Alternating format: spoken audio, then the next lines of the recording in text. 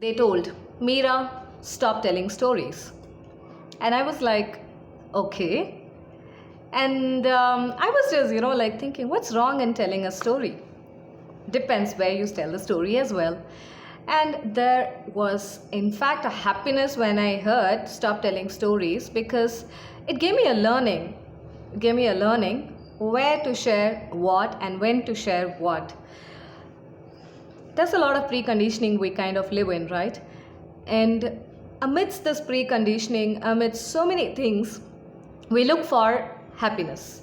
Is it just getting those maximum likes or shares on the FB or in the Insta post? Maybe that's a happiness, but the real happiness is something which is born inside out. Yes, I was tagged by one of my friend wherein she gave me a challenge that, Meera, you're going to be posting for 100 straight days about happiness. And I took up the challenge and I was just wondering, how am I going to be doing that?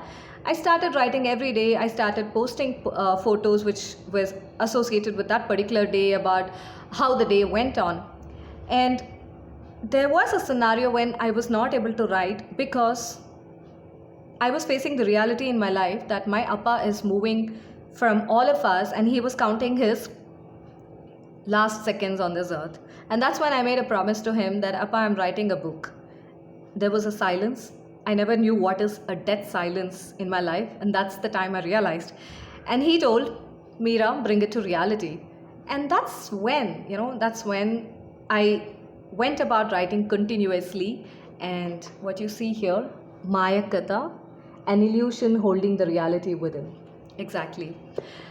For example, Sunday is an illusion. And for that illusion to happen, don't we stretch ourselves from Monday to Saturday? And Monday to Saturday is reality. For the illusion to happen, we live in the reality world as well. I believe for the fact that illusion has a lot of potential, a lot of energy within it. We are scared to explore. Do we really have to dig in so deep? I would not say.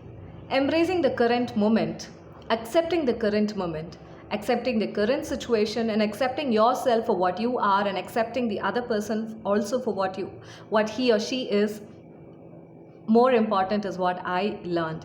Because our expectation is that we perceive what we want to see in our eyes, in the other person's eyes, which is not feasible.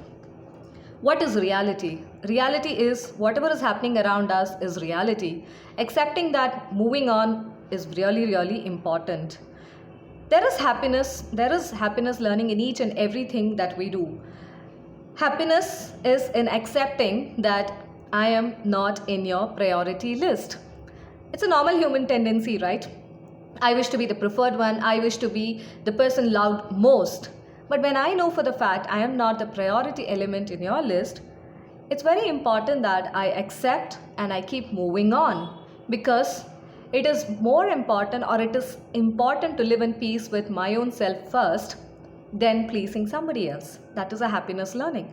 Happiness is in accepting that the expectations are not met sometimes.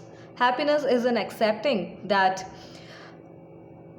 watching the same movie again and again brings about a lot of happiness. Happiness is in, emotions. Happiness is in every emotion. Happiness is in crying. Happiness is in dancing in the rain. Happiness is in writing in a blank space.